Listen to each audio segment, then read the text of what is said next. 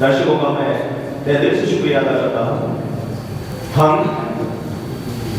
आज की शुरुआत करते हैं कुछ नाटकों से, लेकिन नाटकों की शुरुआत करने से पहले मैं आपको बताना चाहता हूँ कि यामिनी कल्चर एवं वेलफेयर सोसाइटी भोपाल का एक दिग्गज नाट्य समारोह है, का नाट्य संसार है और आज की प्रस्तुति है नमक का दरोगा और बूढ़ी का। इससे पूर्व में हमने एक पूर्व रंग रखा हुआ है, तो पूर्व रंग में हमारे यहाँ भरतनाट्यम करेगी यामिनी चक्रवालिका एक भरतनाट्यम है। ये समथिंग 7 मिनट की प्रस्तुति है। तो इससे पहले सारी प्रस्तुतियाँ शुरू करने से पहले मैं यहाँ की मैनेजर को आमंत्रित करता हूँ, शबीना मैम को, कि वे मंच पर पधारे और आजम खान भी मंच पर पधारे। आसरा ऑडिटोरियम गंदजन सेवा आश्रम गुलशन आलम गोलकर शाहजहां भोपाल, ये यामिनी कल्चर की ओर से आदरणीय और इस स्वागत शबीना मैम का ही नहीं है, हमारे सारे भक्तजनों का स्वागत है ये।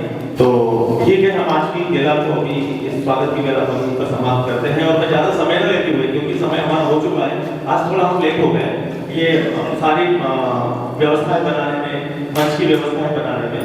तो मैं सीधा प्रोग्राम की शुरुआत करता हूँ और यामिनी जी को मैं आमंत्रित करता हूँ।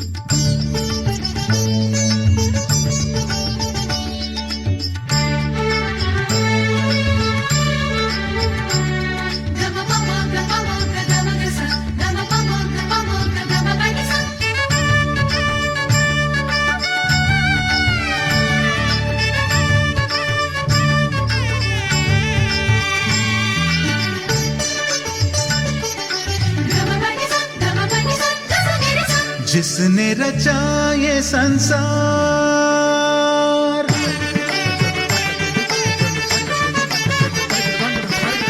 जिसने रचा ये संसार, हर पल उसका करूं अभिनंदन। जिसने रचा ये संसार, हर पल उसका करूं अभिनंदन। उसको नमन करूं मैं, उसका भजन करूं मैं। उसको नमन करूं मैं, उसका भजन करूं मैं। जिसने रचा ये संसार, वो सबका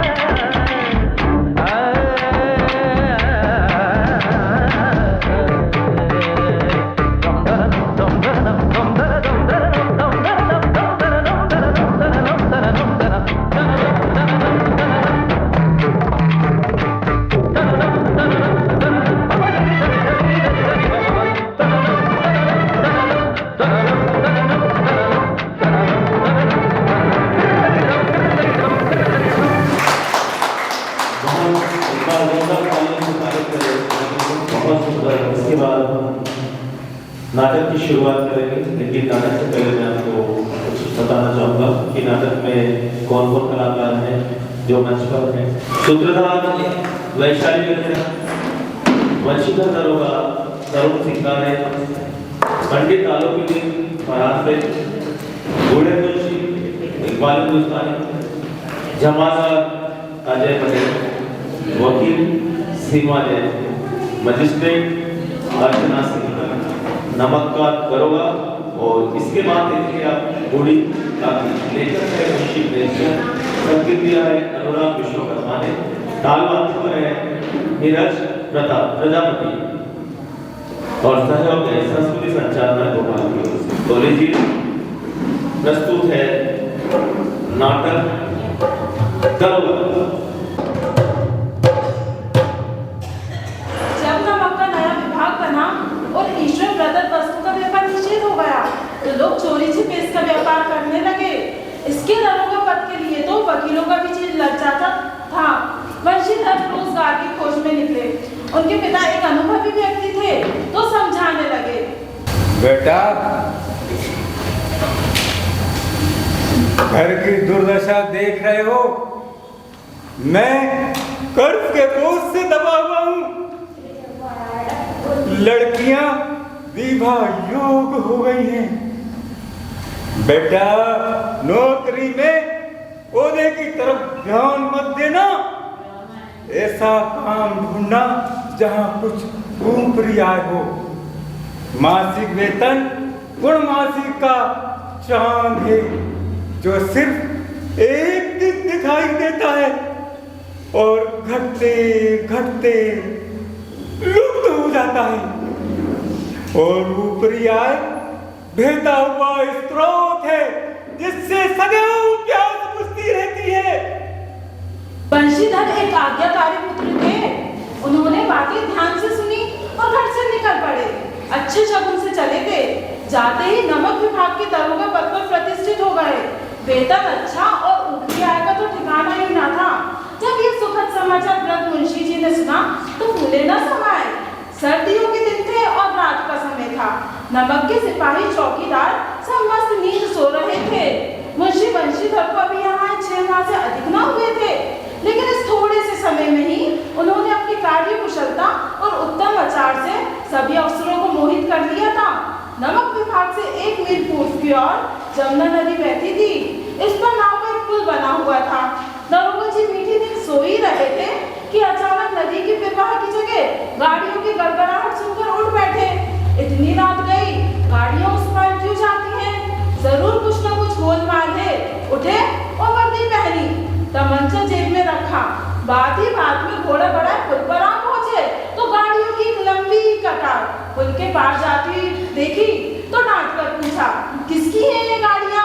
सन्नाटा छा गया। आदमियों में कानाफूसी हुई। तब आगे वाले व्यक्ति ने कहा, पंडित आलोकीदीन की। कौन आलोकीदीन? दातागंज के।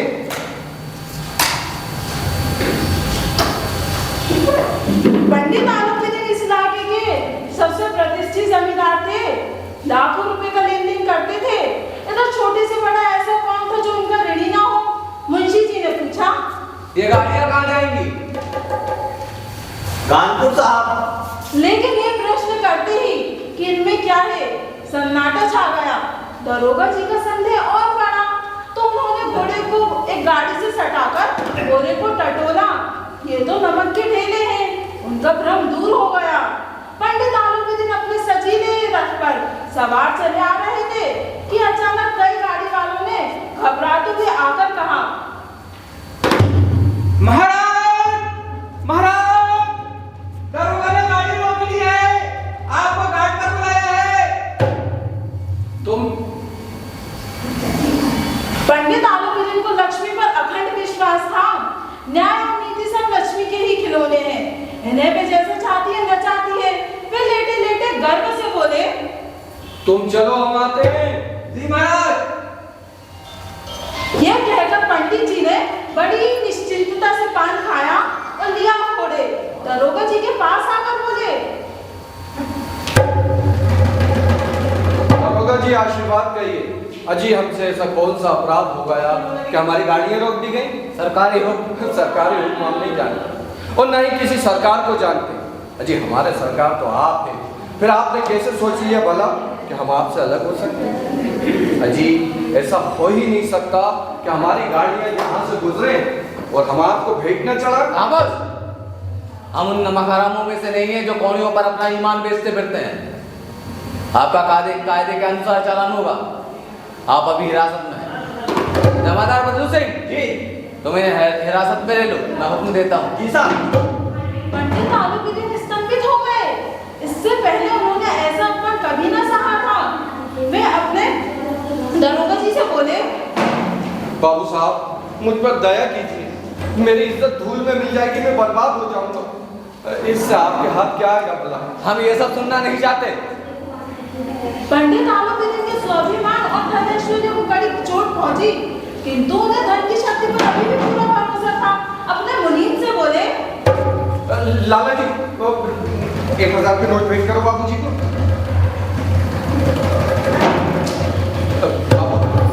1000 नहीं, 1 लाख भी मुझे अपने सच्चे माल से हटा नहीं सकते। 1 से 5, 5 से 10, 10 से 15 और 15 से 20,000 तक की नौबत आ गई। किंतु धर्मपुरी देवता की साथ पर्वत की भांति अचकन और विचलित था।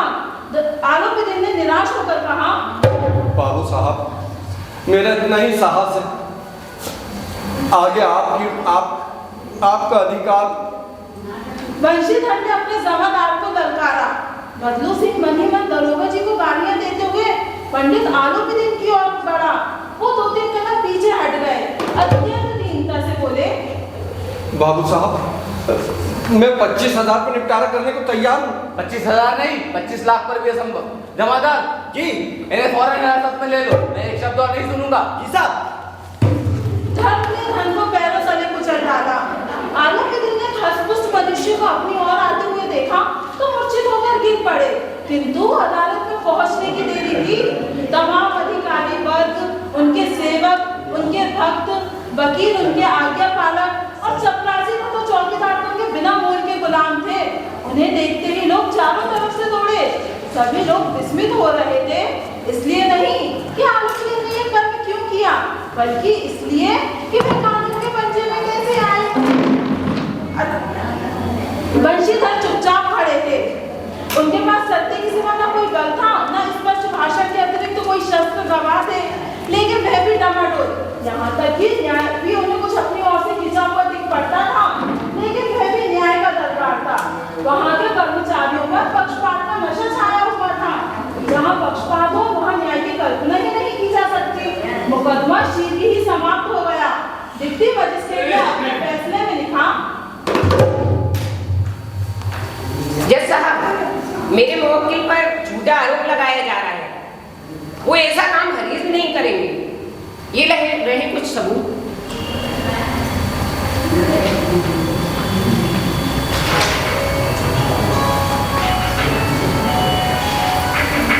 पंडित आलोपीदीन के विरुद्ध दिए गए प्रमाण निराधार हैं। ये एक भारी व्यापारी है, थोड़े से लाभ के लिए इस तरह का कार्य नहीं करेंगे। यद्यपि नमक के दरोगा मुंशी वंशीधर का अधिक दोष नहीं है। ये बड़े खेद की बात है। इनकी विचारहीनता के कारण एक भले मानुष को कष्ट भोगना पड़ा। भविष्य में इन्हें होशियार रहना चाहिए। ये कोर्ट यही स्थगित की जाती है।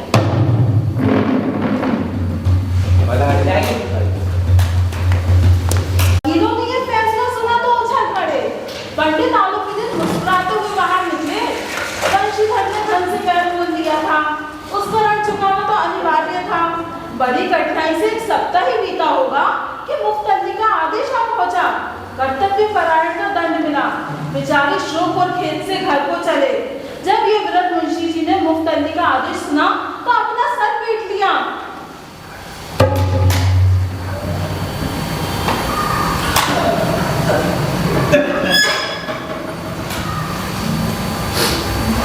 बड़े ईमानदार बनने चले थे, पढ़ना लिखना सब बेकार गया। जी चाहता है तुम वृद्ध माता को भी दुख हुआ। तीर्थ यात्रा की कामना मिट्टी में मिल गई। एक दिन संध्या के समय वृद्ध मुंशी जी बैठे राम नाम की माला जप रहे थे। इसी समय उनके द्वार पर एक सजा हुआ रथ आकर रुका। कई नौकर कंधे पे लाठियां लिए साथ थे। अगवानी को दौड़े, देखा पंडित आलोपीदिन है, तो झुककर दंडवत किया।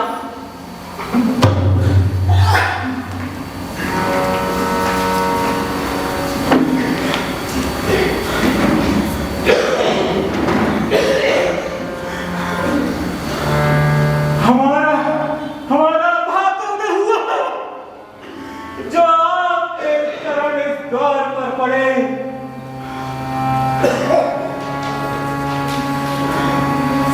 हम आपको कौन सा मुंह दिखाएं, क्या करें? हमारा लड़का अभागा कपूर है। भाई साहब ऐसी बात न करिए। ईश्वर चाहे नीर संतान रखे पर ऐसी संतान न दे। बाबू साहब, दरोगा जी इससे खुशामद न समझे। उस रात आपने अपने अधिकार बल से मुझे अपनी हिरासत में ले लिया, किंतु आज मैं अपनी स्व इच्छा से आपकी हिरासत में आया।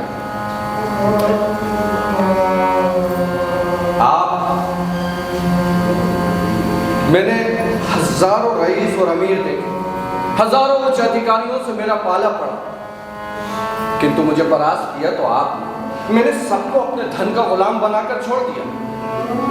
मैं आपसे विनती करता हूं, आप मुझे इजाजत दीजिए कि मैं आपसे विनती कर सकूं। पंडित आलोपीदिन की बातें सुनी तो बंशीधर की आंखें भर आई। उनकी ओर देखा तो सद्भाव छलक रहा था। शर्माते हुए बोले, ये आपकी उदारता है जो ऐसा कहते हैं। मुझसे जो कुछ भी हुआ उसके लिए क्षमा कीजिएगा। मैं अपने धन की बेड़ियों में जकड़ा हूँ, लेकिन अब आप जैसा कहेंगे वो सराहना। उस रात आपने मेरी विनती स्वीकार न की, किंतु आज करनी पड़ेगी। मैं किस लायक हूँ ये तो नहीं जानता, किंतु मुझसे जो कुछ भी हो सकेगा उसमें त्रुटि ना हो।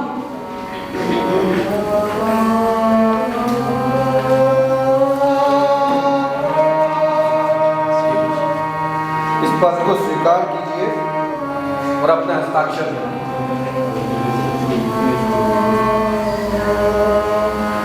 जब तक ये सवाल पूरा न होगा द्वार से न हटूंगा।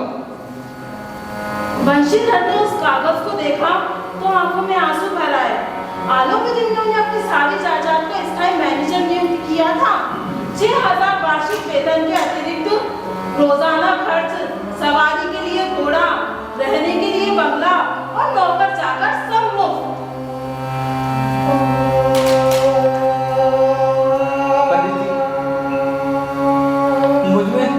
मुझमें इतना सामर्थ्य तो नहीं है कि मैं आपकी उदारता की प्रशंसा कर सकूं, किंतु ऐसे उच्च पद के मैं योग्य नहीं हूं। इस समय मुझे अयोग्य व्यक्ति की जरूरत है। न मुझे विद्वत्ता की चाह है, न कार्य की और न ही कार्य कुशलता है। इन सभी चीजों का गुण मैं बहुत खूब पा चुका हूं।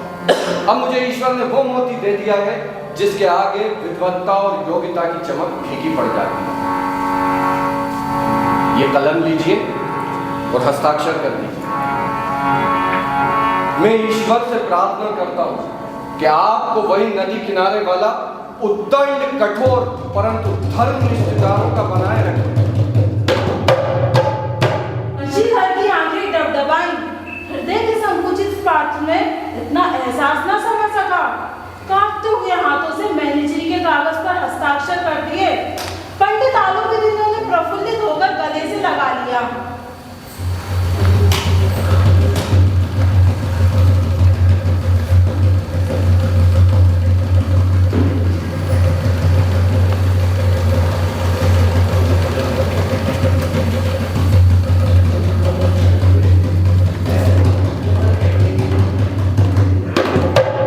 इसके बाद दस्तूरी देंगे बूढ़ी काफी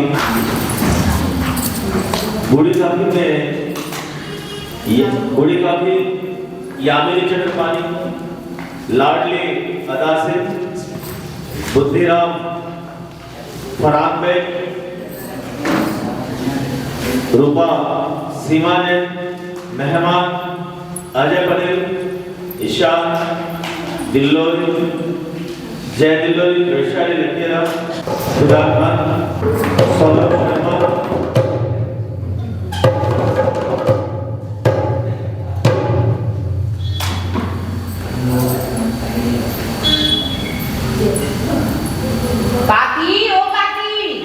आज तुम अपनी कोठरी से बाहर मत निकलना। क्यों नहीं निकलूंगी मैं अपनी कोठरी से बाहर? हाँ? क्योंकि आज मेरे बेटे का टीका है और मैं नहीं चाहती कि तुम बैठी बैठी नजर लगाओ। अरे भला मैं क्यों लगाने लगी नजर? आज तो घर में ढेर सारे मेहमान आएंगे, ढेर सारा नाच गाना होगा, अच्छे अच्छे पकवान बनेंगे, मैं नहीं जाऊंगी अंदर। हाँ? मैं देखती हूँ कैसे नहीं जाऊंगी। नहीं जाऊंगी। रुको, अभी देखती हूँ। अजी सुनते हो? अजी सुनते हो लाडली के पापा? जरा इधर तो आओ। अरे क्या हुआ, क्यों चिल्ला रही हो? ये तुम्हारी काकी मुझे जवाब दे रही है, कह रही है मैं नहीं जाऊंगी कोठरी के अंदर, बैठी बैठी बुढ़िया नजर लगाएगी, कल को कुछ ऊंच नीच हो जाए तो मुझसे न कहना। अरे काकी क्यों नहीं सुनती, अंदर जाओ। मैं नहीं जाऊंगी। अरे सुनो, हम खाना तुम्हें अंदर कोठरी में ही पहुंचा देंगे, चलो कोठरी में जाओ। अरे मैं नहीं जाऊंगी बोल दिया ना। अरे ऐसे कैसे नहीं जाओगी? अरे छोड़ मुझे। अरे छोड़। चलो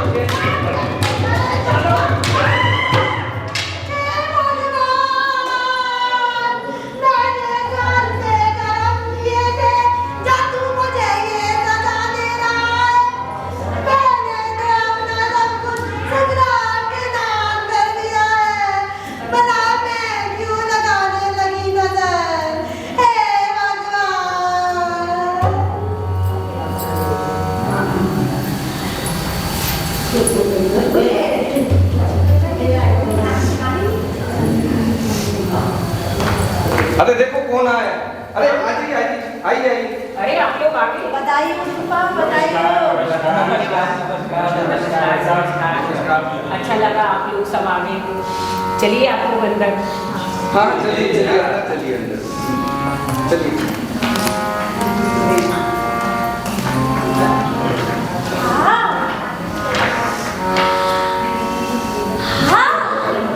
बहुत बढ़िया खुशबू आ रही है। कहाँ बाहर जाकर देखती हूँ। हाँ, लाल लाल गरम गरम पूरी और जलेबी। हाँ, चलिए बैठ कर देखती हूँ। हाँ, अरे वाह, कितनी बढ़िया स्वादिष्ट पूरी बन रही है। अरे मन ललचा रहा है। हाँ, क्या करूँ, यहीं बैठ कर देखती हूँ।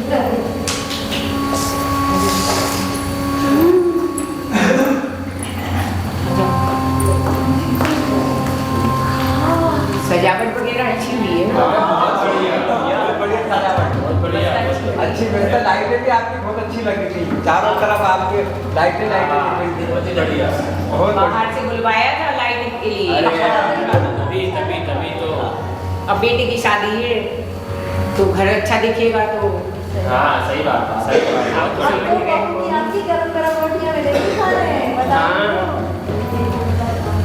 एक काम करिए, आप लोग चलिए खाना खाइए। अरे लाडली बिटिया नहीं रही हो? हाँ।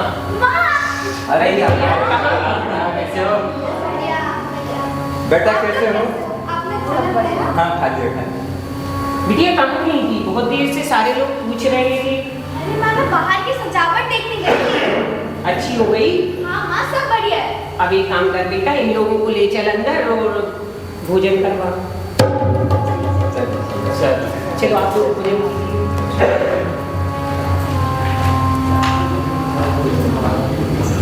हे भगवान, ये बुढ़िया फिर कोठरी से बाहर निकल आई। लाख मना करो पर इसे किसी की सुननी नहीं है। अरे नहीं, बैठी बैठी नजर लगा रही है बुढ़िया खाने को। अरे नहीं, नजर नहीं लगा रही हूँ, बस दूर से बैठकर देख रही हूँ। अंदर चल बुढ़िया। मैं नहीं जाऊंगी। मैं देखती हूँ कैसे नहीं जाएगी। अरे नहीं जाऊंगी। चल अंदर। अरे छोड़ मुझे। चल।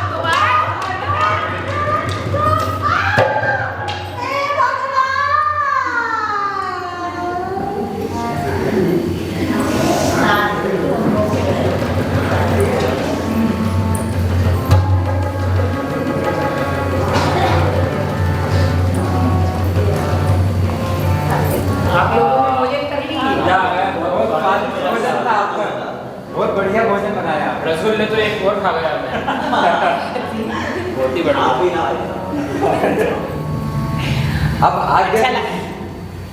आप लोग रुक नहीं रहे थोड़ी देर? समय नहीं है हमारे पास। रुको जी, काकी दिखाई नहीं थी। अरे काकी थक गई थी तो सोने के लिए भेज दिया है।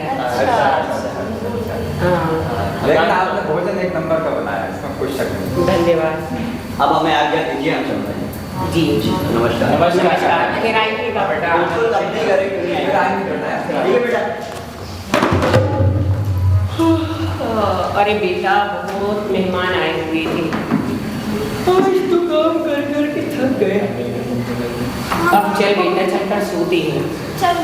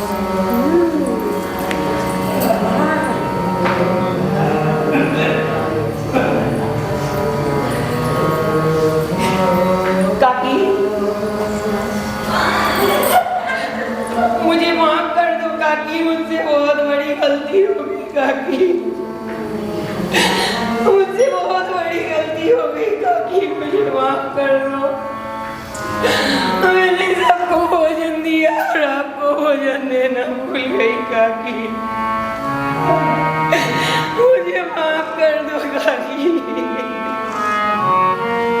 काकी, इस सब की वजह मैं हूँ काकी। मैंने ही तुम्हें अंदर पहुंचाया था और मैं मेहमानों में लग गया काकी। काकी मुझे माफ कर दो काकी, कहीं हमारे बच्चे भी ऐसे ही करने लगे थे। नहीं नहीं काकी, काकी मुझे माफ कर दो काकी। मुझे माफ कर दो काकी।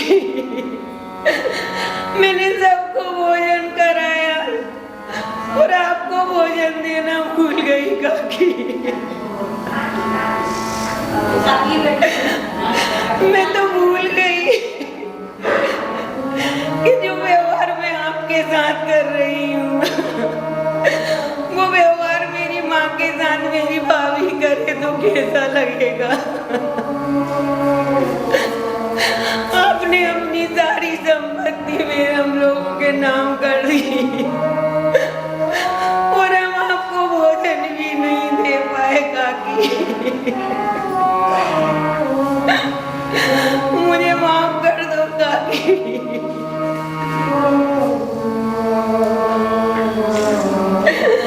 मुझे माफ कर दो। हमें हमारे बड़े बुजुर्गों का मान सम्मान करना चाहिए। उन्हें समय समय पर भोजन और दवाई देनी चाहिए। बुजुर्गों के घर में होने से हमारा मान सम्मान बढ़ता है।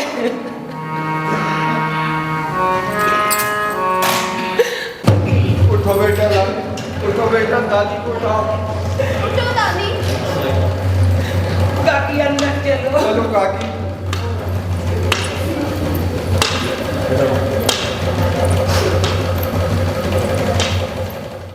मैं सबसे पहले आपका सभी कलाकारों का परिचय करवा देता हूँ। म्यूजिक पर थे नीरज और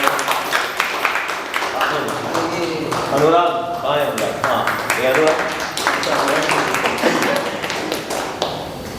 जो सुंदर हमने लाइट देखी, सभी आर्टिस्टों के ऊपर जो लाइट आ रही थी जा रही थी, तो प्रकाश निर्देशन किया है हमारे डॉक्टर आजम खान ने। और डॉक्टर आजम खान भी हमारे निर्देशक है, वे भी अपना काम करते हैं। और जो रूप सज्जा जो हुआ है, जो मेकअप जो किया है, वो किया है यामिनी मोरे ने।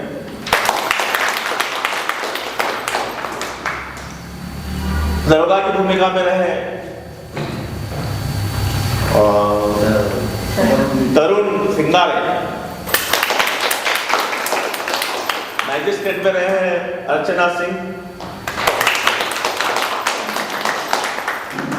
आलूबुद्दीन की भूमिका निभाई फरहान बेग ने। लाडली की भूमिका निभाई है अदा सिंह ने। और जो रूपा की भूमिका निभाई, जो बहू है बूढ़ी काकी, वह है सीमा जैन। और हमारी बूढ़ी काकी यहाँ मेरी बूढ़ी काकी हमारी।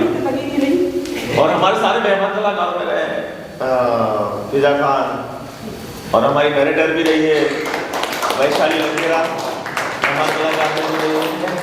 बूढ़े मुंशी रहे हैं इकबाल हिंदुस्तानी, मेहमान कलाकार में भी रहे हैं। और अजय जमादार भी रहे हैं, मेहमान कलाकार रहे हैं। और हमारे सौरभ भाई भी मेहमान कलाकार भी रहे हैं। इस तरह से आज की ये शाम आप ही के नाम है और बहुत बढ़िया प्रस्तुति रही आज के लिए। इसके लिए हम आपके लिए एक बार और इन दोनों बेहतरीन नाटकों का निर्देशन किया है आप नवीन मोरे जी ने। तैयार कराया है, एक बार जोरदार इनके लिए तालियां।